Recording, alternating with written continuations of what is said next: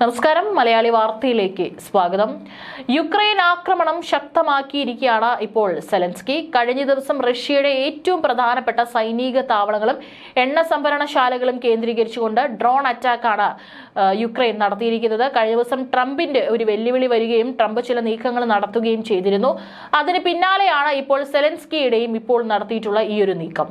റഷ്യയുടെ എണ്ണ ശുദ്ധീകരണശാലകൾ കേന്ദ്രീകരിച്ചും സൈനിക കേന്ദ്രങ്ങളും കേന്ദ്രീകരിച്ചുകൊണ്ടാണ് ഇപ്പോൾ ഡ്രോൺ ആക്രമണം യുക്രൈൻ നടത്തിയിരിക്കുന്നത്.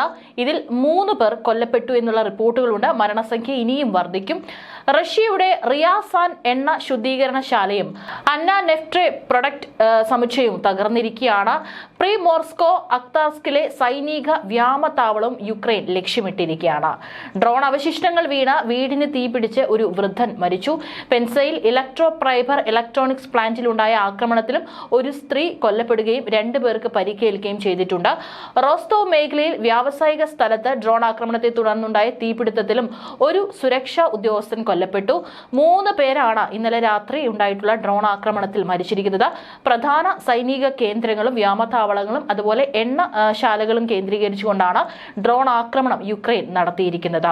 ആക്രമണത്തെ തുടർന്ന് മോസ്കോയിൽ നിന്ന് ഏകദേശം 180 കിലോമീറ്റർ തെക്ക് കിഴക്കായി സ്ഥിതി ചെയ്യുന്ന റിയാസാൻ എണ്ണ ശുദ്ധീകരണശാലയിലാണ് തീപിടുത്തമുണ്ടായത്. യുക്രൈന്റെ വടക്ക് കിഴക്കൻ അതിർത്തിയോട് ചേർന്നുള്ള വൊർണീഷ് മേഖലയിലെ അന്ന നെഫ്റ്റ് പ്രൊഡക്റ്റ് എണ്ണ സംഭരണശാലയും ഇതിൽ ഉൾപ്പെടുന്നുണ്ട്. എത്രത്തോളം നാശനഷ്ടങ്ങൾ കൂടുതൽ സംഭവിച്ചിട്ടുണ്ട് എന്നുള്ളതിനെ കുറിച്ച് റിപ്പോർട്ടുകൾ വരുന്നില്ല. 3 പ്രധാന കേന്ദ്രങ്ങൾ കേന്ദ്രീകരിച്ചുകൊണ്ടുള്ള ഡ്രോൺ അറ്റാക്കാണ് യുക്രൈൻ നടത്തിയിരിക്കുന്നത്. കൂടാതെ യുക്രൈൻ പ്രദേശത്തെ ആക്രമിക്കാനായി റഷ്യ ഉപയോഗിക്കുന്ന ഇറാനിയൻ നിർമ്മിത ഷാഹിദ് ഡ്രോണുകളുടെ പ്രധാന വിക്ഷേപണ കേന്ദ്രമായ പ്രിമോർസ്കോ അക്താർസ്കിലെ സൈനിക വ്യോമത്താവളം യുക്രൈൻ ലക്ഷ്യമാക്കിയിട്ടുണ്ട്. റഷ്യയുടെ സൈനിക വ്യാവസായിക മേഖലയ്ക്ക് സുപ്രധാനമായ ഇലക്ട്രോണിക്സ് ഉൽപ്പാദിപ്പിക്കുന്ന ഒരു ഫാക്ടറിക്ക് കേടുപാടുകൾ സംഭവിച്ചതായി റിപ്പോർട്ടുണ്ട്. യുക്രൈന്റെ 112 ഡ്രോണുകൾ തങ്ങളുടെ വ്യോമ പ്രതിരോധ സംവിധാനങ്ങൾ ഒറ്റ രാത്രി കൊണ്ട് തടഞ്ഞതായി റഷ്യൻ പ്രതിരോധ മന്ത്രാലയം അറിയിച്ചു. എന്നാലും അത് വീണ് ചിലയിടങ്ങളിൽ നാശനഷ്ടങ്ങൾ സംഭവിച്ചിട്ടുണ്ട്. 3 പേരുടെ മരണത്തിനും ഇടയാക്കിയിട്ടുണ്ട്. പല തടസ്സങ്ങൾക്കിടയിലും നിരവധി സാധാരണക്കാർക്ക് പരിക്കേറ്റതായി റിപ്പോർട്ടുണ്ട്. അൽ ജസീറയിൽ വന്നിട്ടുള്ള ഒരു റിപ്പോർട്ട് പ്രകാരം റോസ്റ്റോവ് മേഖലയിലെ ഒരു വ്യാവസായിക കേന്ദ്രത്തിലെ കെട്ടിടത്തിന് തീ പിടിച്ചതിനെ തുടർന്ന് ഒരു സുരക്ഷാ ഉദ്യോഗസ്ഥൻ കൊല്ലപ്പെട്ടിട്ടുണ്ട്. രാത്രിയിൽ സൈന്യം ഒരു വലിയ വ്യോമാക്രമണം ചെറുത്തു തോൽപ്പിച്ചതായും 7 ജില്ലകളിലായി ഡ്രോണുകൾ നശിപ്പിച്ചതായും ആക്ടിംഗ് ഗവർണർ യൂറി സ്ലൂസറും റിപ്പോർട്ട് ചെയ്തു. റഷ്യൻ ഉദ്യോഗസ്ഥർ പ്രത്യേകമായി ആക്രമിക്കപ്പെട്ടു എന്നുള്ളത് എവിടെയും പറഞ്ഞിട്ടില്ല. എന്നിരുന്നാലും ഈ ആഴ്ച ആദ്യം യുക്രൈൻ നഗരങ്ങളിൽ നടന്ന മാരകമായ റഷ്യൻ ആക്രമണങ്ങൾക്ക് പ്രതികാരമായിട്ടാണ് റഷ്യയുടെ ഊർജ്ജ പ്രതിരോധ മേഖലകളിലെ പ്രധാന സ്ഥലങ്ങൾ ലക്ഷ്യമിട്ട് യുക്രൈൻ ഇപ്പോൾ ആക്രമണം നടത്തിയതായി റിപ്പോർട്ടുകൾ പുറത്തുവരുന്നത്. റഷ്യയുടെ റിയാസാൻ എണ്ണ ശുദ്ധീകരണശാല ആക്രമിച്ചതായും യുക്രൈൻ സൈന്യം അവകാശപ്പെട്ടിട്ടുണ്ട്. ഇതാണ് ആ പ്രദേശത്ത് മുഴുവൻ തീപിടുത്തത്തിന് ഒരു കാരണമായത്. വൊർണീഷ് മേഖലയിലെ മറ്റൊരു എണ്ണ സംഭരണ കേന്ദ്രത്തിലും ആളില്ല സിസ്റ്റംസ് ഫോഴ്സ് ആക്രമണം നടത്തിയതായി റിപ്പോർട്ട് ചെയ്തിട്ടുണ്ട്. യുക്രൈൻ സൈന്യം എങ്ങനെയാണ് ഈ സൗകര്യങ്ങൾ ആക്രമിച്ചതെന്ന് വ്യക്തമാക്കിയിട്ടില്ലെങ്കിലും ദീർഘദൂര ആക്രമണങ്ങൾ ഉൾപ്പെടെയുള്ള ഡ്രോൺ യുദ്ധത്തിൽ അവർക്ക് വൈദഗ്ധ്യമുണ്ടെന്നും റിപ്പോർട്ടുകൾ പറയുന്നു. റഷ്യയിലെ പ്രിമോർസ്കോ അക്താർസ്ക് സൈനിക വ്യോമത്താവളത്തിൽ തങ്ങളുടെ ഡ്രോൺ ആക്രമണങ്ങൾ നടത്തിയതായി യുക്രൈന്റെ SBU രഹസ്യാന്വേഷണ ഏജൻസികളും അറിയിച്ചിട്ടുണ്ട്.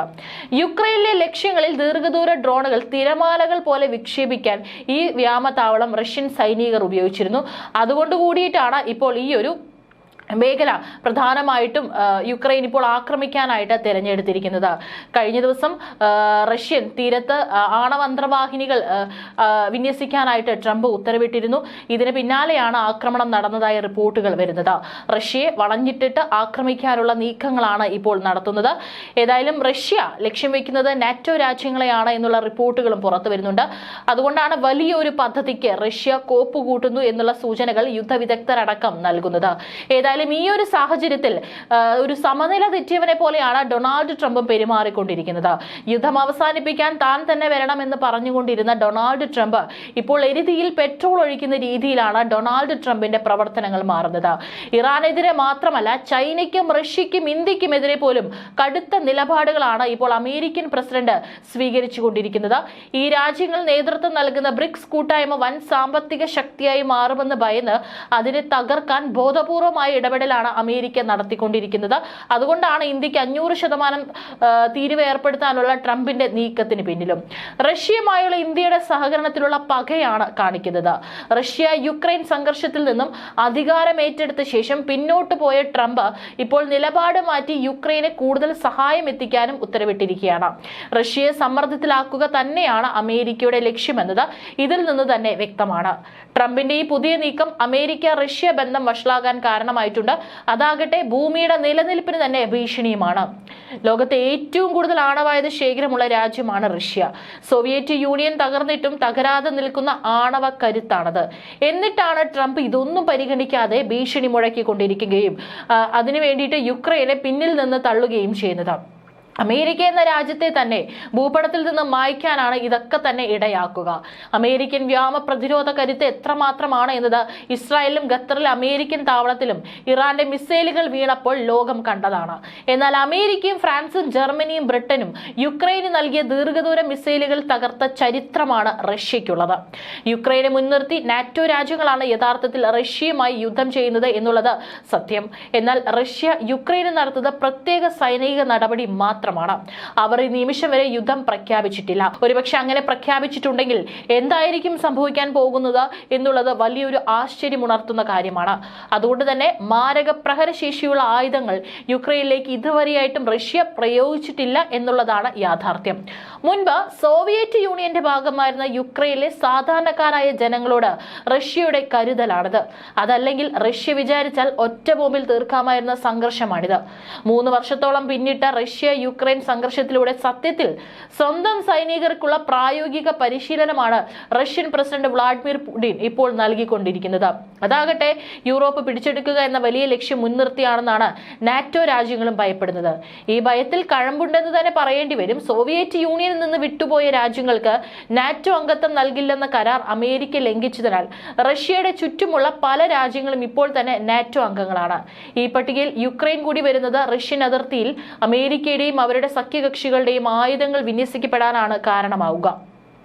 റഷ്യയ്ക്ക് വലിയ സുരക്ഷാ ഭീഷണി ഉയർത്തുന്ന ഈ നടപടിയാണ് യുക്രൈനെതിരായ സൈനിക നടപടിക്ക് റഷ്യയെ നിർബന്ധിതരാക്കിയിരിക്കുന്നത്. ഈ പശ്ചാത്തലത്തിൽ പഴയ സോവിയറ്റ് യൂണിയനെ പുനഃസ്ഥാപിക്കുക എന്നത് തന്റെ അജണ്ടയായി റഷ്യൻ പ്രസിഡന്റ് വ്ളാഡിമിർ പുടിൻ ഏറ്റെടുത്തതാണ് നാറ്റോ രാജ്യങ്ങളും യൂറോപ്യൻ യൂണിയനും വിലയിരുത്തുന്നത്. അതുകൊണ്ട് തന്നെ റഷ്യയുടെ ഓരോ നീക്കങ്ങളെയും ആശങ്കയോടെയാണ് അമേരിക്കൻ ചേരി വീക്ഷിക്കുന്നത്. ഇതിനിടയിലാണ് ഇപ്പോൾ അമേരിക്കൻ പ്രസിഡന്റ് തന്നെ റഷ്യയെ പ്രകോപിപ്പിച്ച് രംഗത്ത് വന്നിരിക്കുന്നത്. റഷ്യയുടെ അടുത്തായി 2 ആണവ അന്തർവാഹിനികൾ വിന്യസിക്കാനാണ് ഡൊണാൾഡ് ട്രംപ് കഴിഞ്ഞ ദിവസം ഉത്തരവിട്ടിരിക്കുന്നത്. റഷ്യ അമേരിക്ക ബന്ധം ഇത് കൂടുതൽ വഷളാക്കിയിരിക്കുകയാണ്. സോവിയറ്റ് യൂണിയന്റെ കാലത്ത് ആണവശേഷി റഷ്യയ്ക്ക് ഇപ്പോഴും ഉണ്ടെന്ന മുൻ റഷ്യൻ പ്രസിഡന്റ് ദിമിത്രി മെദ്വേവിന്റെ പ്രസ്താവനയ്ക്ക് മറുപടിയായാണ് ഇത്തരമൊരു നിർദ്ദേശം ട്രംപ് നൽകിയിരിക്കുന്നത്.